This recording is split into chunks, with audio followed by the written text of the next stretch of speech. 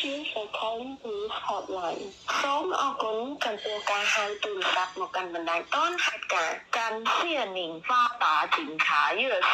Please press 1 for English សូមចុចលេខ2សម្រាប់ភាសាខ្មែរ请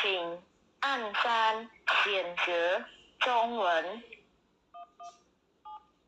Thank you for calling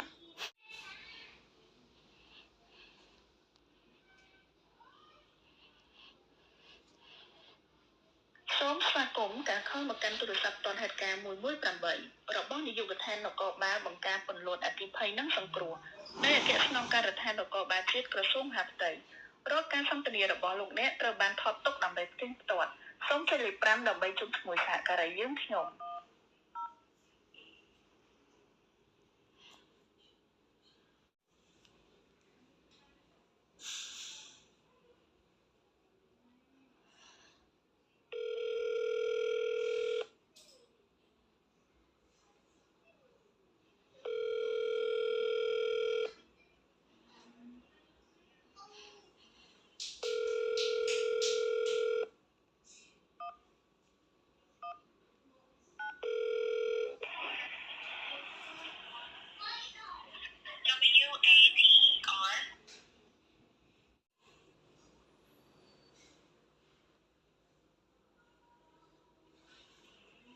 អភ័យទោស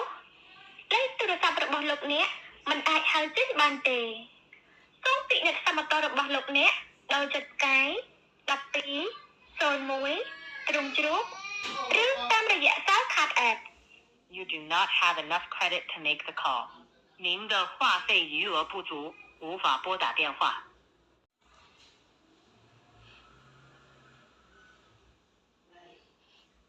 សូមអភ័យទោសលេខទូរស័ព្ទរបស់លោកអ្នកមិនអាចហៅចេញបានទេសូមពិនិត្យសមត្ថភាពរបស់លោកអ្នកដោយចុចផ្កាយ12 01ត្រង់ជ្រូកឬតាមរយៈសារ Card App You do not have enough credit to make the call. 您的话费余额不足，无法拨打电话。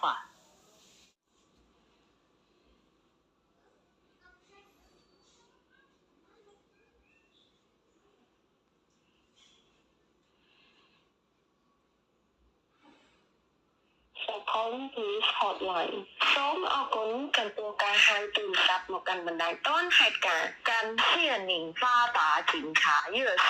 Please press 1 for English សូមចុចលេខ2សម្រាប់ភាសាខ្មែរ请按3选择中文